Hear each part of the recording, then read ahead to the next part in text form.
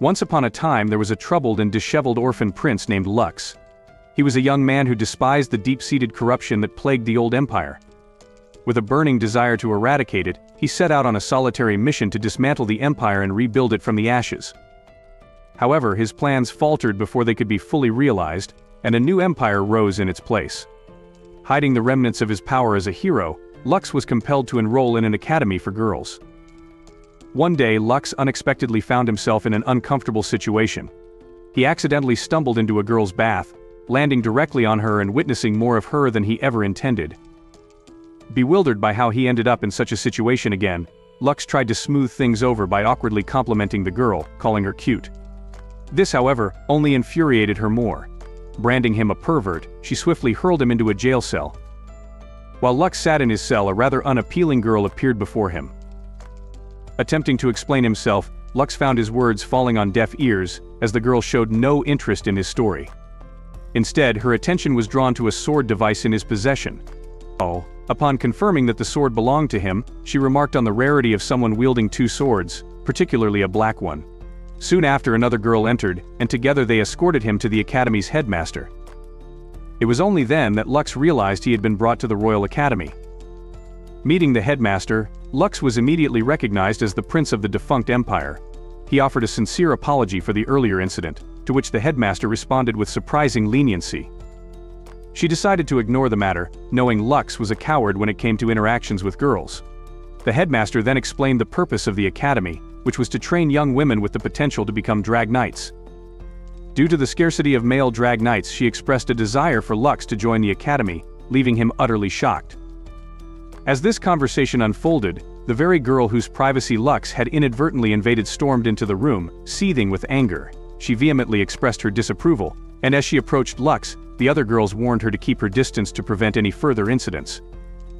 The headmaster, in turn, granted the angry girl the freedom to punish Lux as she saw fit.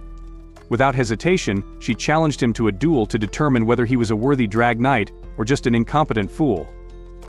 The headmaster cautioned her that Lux had never been defeated in battle, but the girl remained resolute. She declared that if Lux lost, he would be condemned as a criminal and thrown back into jail. Introducing herself as Rizu, the princess of the new empire, she shocked Lux once more. The following day, before the duel commenced, Rizu inquired if Lux knew why she had challenged him. Lux speculated it was due to his ties to the old empire, but Rizu hinted that the true reason would only be revealed if he managed to win the fight. With determination, Lux activated his drag ride, Wyvern, only to be met with mockery from Rizu, who boasted about her superior divine drag ride, Tiat. The battle began and Rizu unleashed a barrage of cannon fire which Lux skillfully dodged. She taunted him, questioning whether he could handle her aggressive tactics, then blasted his sword, causing significant damage. Lux, in an attempt to de-escalate the situation, apologized for the earlier incident in the bath. This, however, only enraged Rizu further. She demanded that he discard his broken wyvern and use his other sword device, but Lux stubbornly refused. In response, Rizu sent her metal weapons hurtling toward him, charging up for a powerful attack, but Lux deftly evaded them all. Fearing for his life, Lux noticed Rizu's growing frustration as she struggled to defeat him. In a desperate move, she activated a divine skill with her sword, creating a massive earthquake that sent Lux crashing to the ground. Just as she prepared to deliver the final blow, Rizu suddenly lost control of her weapons, and a haunting sound filled the air, a flute, signaling the arrival of a terrifying abyss. As the abyss appeared, Lux quickly engaged in battle with the fearsome creature. Realizing he couldn't defeat the abyss alone, he urged Rizu to descend to ground level and target the enemy. He instructed her to open fire as soon as he signaled. However, the abyss unexpectedly charged at Rizu, prompting Lux to leap to her defense. In doing so, he sacrificed his arm to protect her, creating an opportunity for Rizu to unleash a devastating attack that ultimately destroyed the abyss. In the aftermath, as Lux lay wounded, Rizu couldn't help but reflect on how Lux had saved her life. It was the first time a man had ever risked himself to protect her. Meanwhile, Lux awoke from what he thought was a dream, only to find Rizu by his side, tending to his injuries. Surprised by her presence, Lux asked why she was there. Rizu explained that she was there because he had saved her. She then revealed that the reason she had challenged him to a duel was that she couldn't allow him to get away with seeing her naked. Lux, ever the awkward soul, apologized once more and, in a flustered attempt to compliment her, mentioned her nice plot. Rizu, however, rebuked him sharply, revealing a crest above her chest and sternly instructing him to keep it a secret, to which he swore he would. Following this encounter, Rizu informed Lux that he would be attending the academy as a student starting the next day, much to his shock. The following day, Lux was introduced to his new classmates. As he made his way to find an empty seat, he was taken aback when he recognized one of the girls, a childhood friend named Filthy, who had grown into a woman with a striking figure. Deciding to sit beside her, Lux inadvertently stirred jealousy in another girl, Lisha. During the school's break time, Lux found himself surrounded by girls, all vying for his attention and services. As they squabbled over who would be attended to first, Lisha appeared and boldly requested that Lux become her exclusive assistant and caretaker. This stunned everyone, as they couldn't fathom why she would want a guy to take on such a role. Lisha, however, dismissed their concerns, reasoning that since Lux had already seen her plot, it was no big deal. Filthy, unwilling to back down, stood up to Lisha, with her formidable figure adding weight to her defiance. But Lisha was undeterred, even attempting to bribe Filthy with a donut. Amid the chaos, another girl, Lucifer, suddenly appeared and rescued Lux from the situation. Grateful, Lux thanked her and inquired why she had helped him. Lucifer turned the conversation to a more serious matter, asking Lux about the mysterious Black Hero, an unknown drag knight who had played a crucial role in bringing down the old empire. Her question left Lux speechless, and she urged him to seek out the Black Hero. Later, Lux awoke from a troubling dream in which he had pleaded with his brother to spare countless lives. In his half-asleep state, he unknowingly grabbed onto something soft, mistaking it for his pillow, only to realize that it was Filthy's chest. Horrified, he quickly jumped out of bed, bewildered as to why she was in his room. Filthy calmly explained that they were now roommates, much to Lux's dismay. His sister soon discovered the situation and sarcastically remarked that Lux deserved an award for his notorious actions, from sneaking into baths to now sneaking into girls' rooms. That afternoon, Lux made his way to the repair shop for his wyvern, only to be shocked once more when he discovered that Lisha was in charge of the repairs. She informed him that he would be joining the school's Drag Knight squadron and handed him a new sword. Determined to make the best of his situation, Lux accepted the sword, ready to face the challenges ahead. Lux and Lisha wandered through the quiet city streets, heading toward the tallest tower. As they reached the top, they were greeted by a stunning view of the city below, lit up by countless twinkling lights. Lux turned to Lisha and told her how much he admired her. He believed she was a worthy queen because of her skills in repairing drag rides. But Lisha looked sad. She confessed that she felt unworthy because the old empire had once captured her, tortured her, and branded a crest on her body, a mark she could never forget. That night, Lux couldn't sleep. He lay in bed, haunted by memories of his past. He thought about how he had failed as a prince, unable to stop his own brother from going mad and causing chaos. His dreams were filled with these painful memories, leaving him restless until morning. The next day, the Nike Squadron cadets were sent on a mission to stop an abyssal attack. Lux couldn't shake the feeling that something was wrong. The abyss attacks were happening too often, and he was suspicious. The cadets gathered around a giant, slimy substance, ready to fight. Suddenly, a strange man named Velvet appeared and blew a flute, causing the slime to explode and release a swarm of abyss creatures. The cadets braced themselves as the creatures attacked. Leaf fought back bravely, dodging the abyss's crimson weapons, but Velvet struck her down. As she lay on the ground, he revealed the crest on her belly, mocking her by saying he was the one who put it there. Furious, Leaf tried to draw her sword, but it slipped from her hand and cut Velvet's face.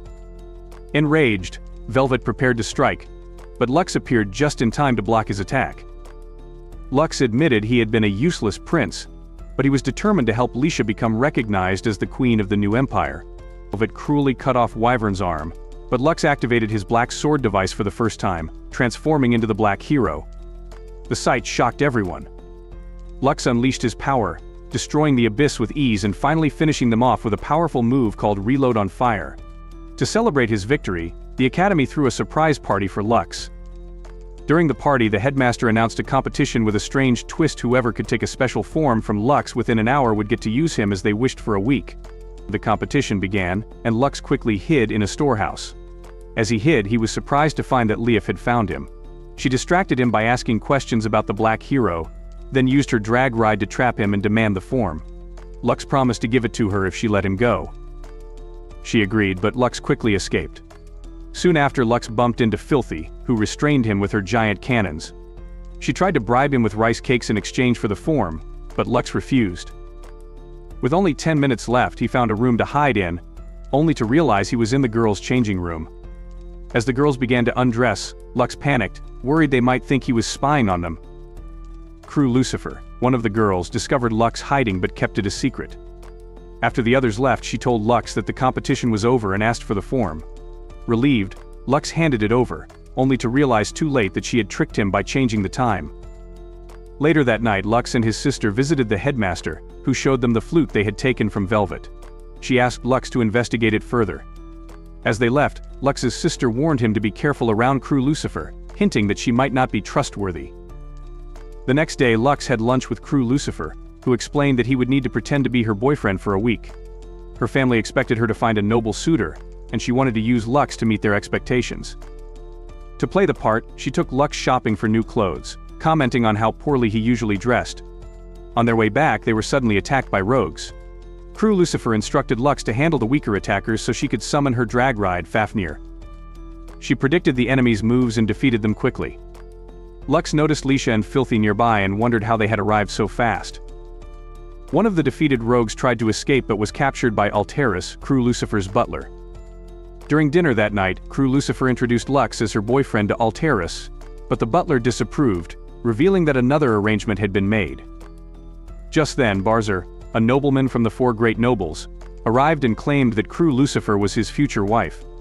But Crew Lucifer boldly declared that she was already in a relationship with Lux. Angry, Barzar challenged Lux to a duel for Crew Lucifer's hand. But Crew Lucifer suggested they fight in pairs instead, with her teaming up with Lux against Barzar and Alteris.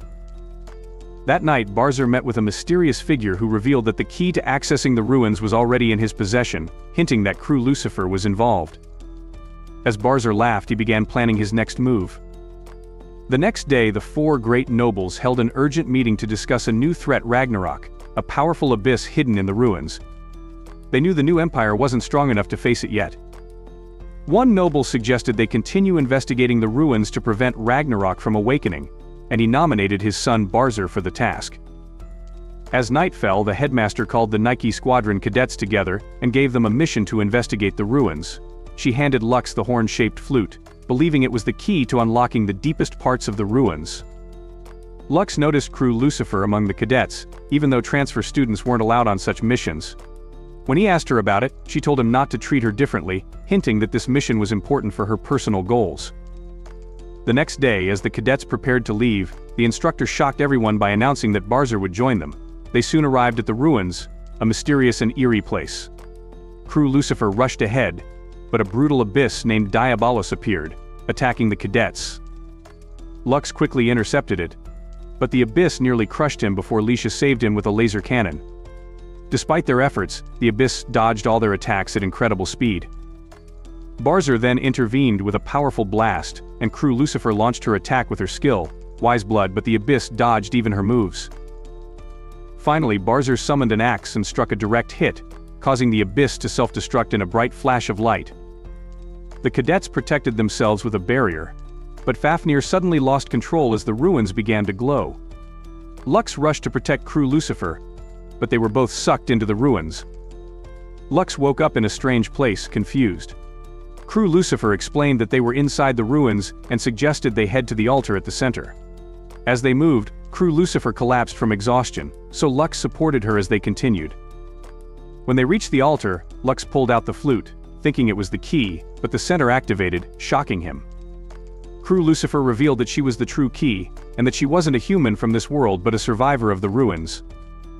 Suddenly, an earthquake shook the ground and Lux tried to save her, but they became trapped inside the ruins. Just as hope seemed lost, Leisha arrived, drilling a hole with her drag ride, and jokingly asked Lux if he could ride her dragon to drill a hole in her too. Later that evening, Lux meets with his sister, Aerie, who questions him about what he discovered inside the ruins. Lux, wanting to protect Crew Lucifer, replies that he didn't find anything significant. The next day, Crew Lucifer, now alone, confronts Barzar and Alteris for their duel. As they prepare to battle, Barzar suddenly drains Alteris's powers, putting her to sleep instantly.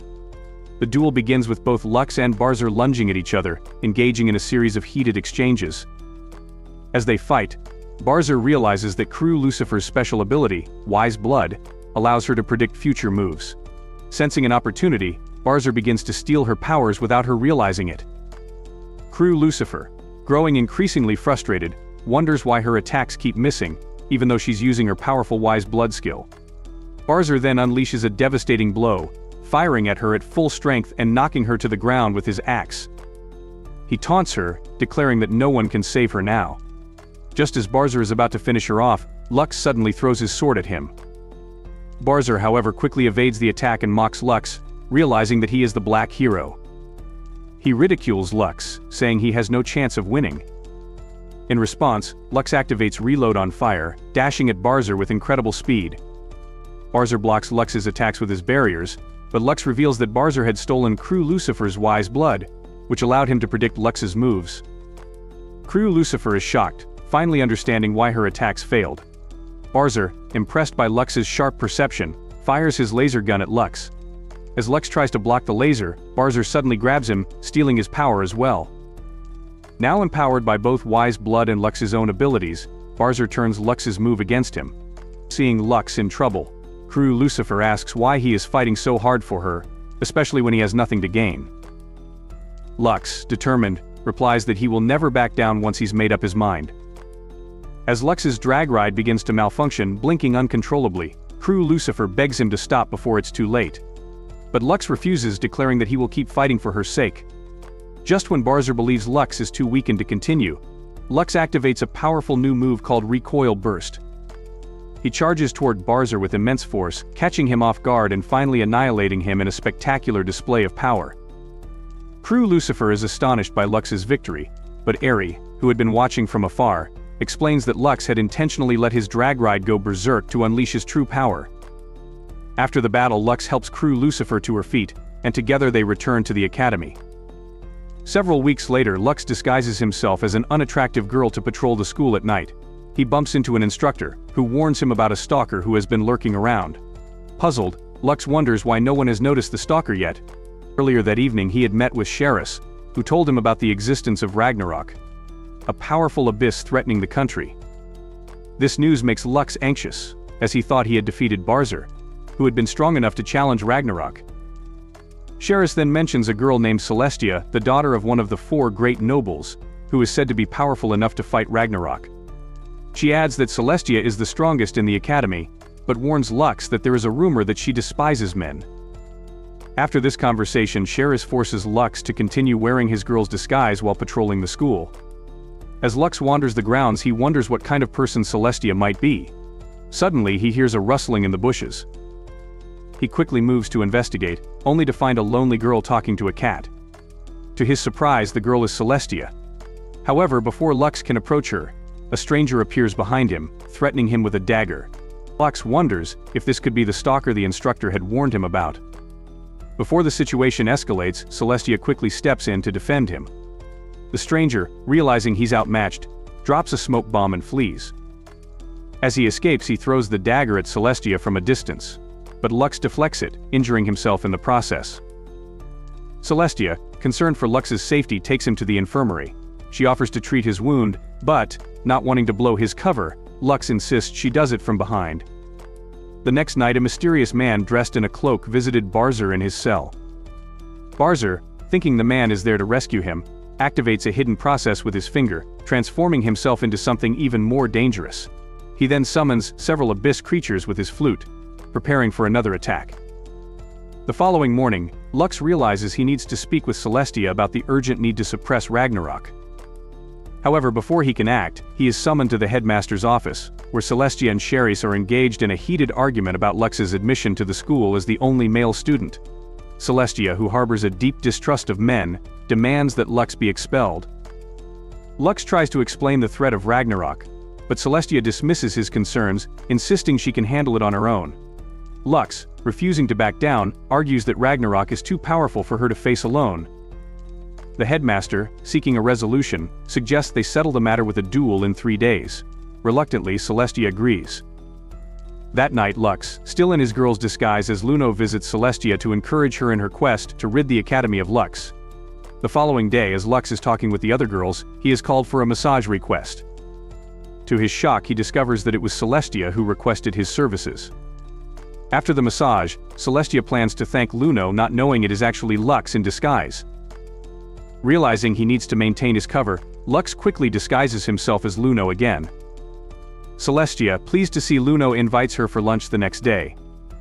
After Luno leaves, Lux nearly gets caught by another student but is saved just in time by Crew Lucifer, who has recognized Lux's true identity.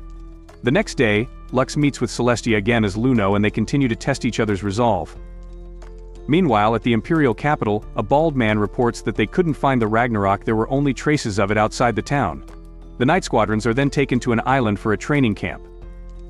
On the day of the duel, the instructor orders them to draw their swords and prepare to mount their dragons.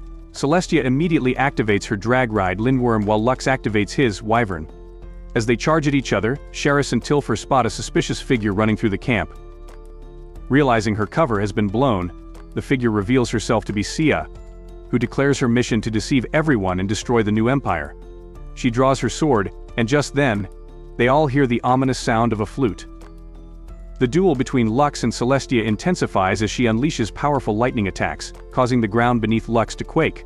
Lux blocks the attack and then activates Recoil Burst, charging at Celestia with all his might. But she quickly teleports using the Divine Gate and prepares to strike back at full throttle. Suddenly, an abyss breaks out from the ground, its tentacles engulfing Celestia, shocking everyone. The students immediately begin evacuating the area, but Lux worries about the whereabouts of Filthy, who had been wandering through the forest, feeling unwell. Meanwhile, Filthy encounters her sister, the headmaster, who comforts her, vowing never to let anyone take her away again. As the chaos unfolds, Celestia recklessly charges at the abyss, blaming herself for its appearance. She manages to inflict significant damage, forcing the abyss to retreat. However, the mysterious man in the cloak revives the creature with the sound of his flute. Lux, seeing this, wonders if the man could be his long-lost brother. Just then, Sia appears and charges at Celestia, but Lux quickly intervenes, blocking her attack. Sia, trying to turn Lux against Celestia, reveals that it was Celestia's fault that Lux's grandfather died. Enraged, Lux confronts Celestia, who tearfully apologizes for her past actions. She admits that Lux's grandfather had been her teacher, and she regrets not telling him sooner. Lux, deactivating his drag ride, unsheathes his black sword device. Celestia, noticing the sword, realizes it's the same one she had seen with Luno during their earlier encounter. Lux apologizes for not revealing his true identity before now. Then, without hesitation, Lux activates Bahamut, transforming into the legendary Black Hero, shocking Celestia and everyone else present. Lux promises to protect Celestia and then charges toward the revived Ragnarok. Sia tries to stop him but is swiftly disarmed as Lux cuts off her arm in one decisive move. Despite Sia's warnings that it's too late to destroy the monster alone, Lux activates Reload on fire, slicing through the abyss's tentacles at incredible speed. He switches to end action and enters God mode, dealing massive damage to the abyss before finally destroying it. However, as the monster collapses, its core emerges from the wreckage. Sia grabs the core and flees, revealing that they had been waiting. The strange man, now fully revealed as Haze, taunted Lux, claiming he would soon revive the nightmare from 5 years ago. Lux, struggling to remember, was left to ponder Haze's words. That night, Lux tried to recall the events of 5 years ago but his memory failed him. Suddenly, a massive fish-like structure emerged from the ocean. The headmaster explained that it was one of the ruins and announced the true purpose of the training camp. The next day, the students mounted their drag rides and prepared to enter the ruins for further investigation. However, the headmaster was worried about Filthy, who seemed unwell. Inside the ruins, they began to explore, reaching a point where they had to split up into groups to investigate the different floors. Lux was paired with Nudo and A. As they ventured deeper into the ruins, A warned Nudo, a renowned pervert, not to touch her roommate just because they were alone. Nudo, however, sadly remarked that Lux had never considered her ugly appearance as feminine.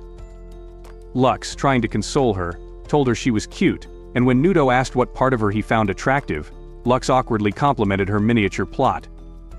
Their conversation was abruptly interrupted when Nudo noticed something human-shaped ahead of them. Upon closer inspection, they were shocked to find a child sleeping under the rubble. The child, once activated, introduced herself as Kish. Lux finally reaches the hideout of the Abyss, where he is unexpectedly greeted by Sia. Without hesitation, she launches several attacks at him, but Lux skillfully evades each one. As the battle intensifies, Sia summons a horde of abyss creatures, which immediately give chase. Lux, knowing he can't fight them all alone, leads them towards the new Empire's camp. As they approach, the Empire's army opens fire, successfully destroying the abyss horde. That night, Lux reflects on the events and starts to piece together what happened. He wonders where Sano went after Del managed to lure the abyss away. Realization dawns on him this was all part of the enemy's trap. Suddenly, Lux hears a commotion outside his camp. Rushing out, he is shocked to discover that the camp is under attack by a rebel army led by Velvet. Without wasting a moment, Lux mounts his drag ride and leaps into battle against the rebels. During their fierce confrontation, Velvet warns Lux that a calamity far greater than Ragnarok is approaching the new Empire. Lux barely has time to process this before he hears the ground quake beneath him. To his horror, he sees a colossal creature in the distance, the giant warrior, the embodiment of the fifth ruin. With no other options left, Lux unsheathes his black sword device and begins to flee from Velvet. But his retreat is a ruse. He suddenly turns back and engages Velvet in a heated duel. As their battle escalates, Velvet lands a powerful strike, damaging Lux's drag ride. Confident in his victory, Velvet is taken aback when he realizes that Lux's drag ride isn't destroyed at all. Instead, Lux reveals the true Bahamut, much to Velvet's astonishment, who can't comprehend how there are two Bahamuts. Lux then explains that what Velvet had attacked was actually a wyvern disguised in Bahamut's armor, an ingenious plan Lux had concocted after his return from the Imperial Palace. Enraged by the deception, Velvet charges at Lux, but Lux swiftly counters and annihilates him. With Velvet defeated, Lux contacts A, who informs him about Lisha's predicament. Meanwhile, Sia visits Lisha in her prison cell. As Sia's men attempt to assault Lisha, Lux bursts into the prison, scaring them off. Lisha begins to lament her situation, but Lux encourages her, urging her to fight alongside him to protect their country. Moved by his words, she agrees. Elsewhere, crew Lucifer and Filthy struggle to battle the giant warrior but are unable to inflict significant damage. Lisha suddenly appears and activates the divine skill Heavenly Voice, but the giant warrior resists her attack, leaving her embarrassed. Lux quickly grabs her hand and reassures her that together, they can strengthen their abilities. They then unleash a devastating combined attack on the giant warrior. Sensing defeat, Hayes activates his powerful drag ride and unleashes a strike so potent that it splits the city in half. While Lisha continues her battle against Hayes, Lux takes advantage of the chaos and heads towards the fifth ruin. However, Yuka appears, determined to stop him. Lux tells her that he's here to save her, but Yuka, still grieving over her brother's death, launches an attack, and the two engage in a fierce battle. During their fight, Lux reveals that his true goal has always been to destroy the remnants of the former empire so that a new, better one can be built. Shocked by this revelation, Yuka realizes that Lux was never truly her enemy. As the ground begins to shake, Kishi prepares to unleash massive destruction on the new empire using the giant warrior. With just seconds left before the new empire's demise, Hayes, thinking he has won, prepares for the final blow. However, Yura suddenly appears within the giant warrior and destroys the core powering the ruin, effectively disarming it. Enraged by the betrayal, Hayes decides to take matters into his own hands and destroy the empire himself. Lisha tries to stop him but is overpowered. Just when all seems lost, Lux appears behind Hayes, activates Reload on fire, and delivers a brutal blow, annihilating him. On the final night of the festival, Lisha delivers a speech to the nation. She introduces Lux as her personal knight, declaring that they will rule the nation together to usher in a new era. Despite her speech being long and uninteresting, the people cheer for her anyway. After her speech, Lux spots his brother watching from afar. As he speaks with Lisha, Lux promises to dedicate himself to the country and the academy. Soon the other girls join them, and they all share a moment of peace and happiness. And so the story comes to an end. But as Lux enjoys this moment of tranquility, one question lingers: will his brother become a threat in the future? Only time will tell.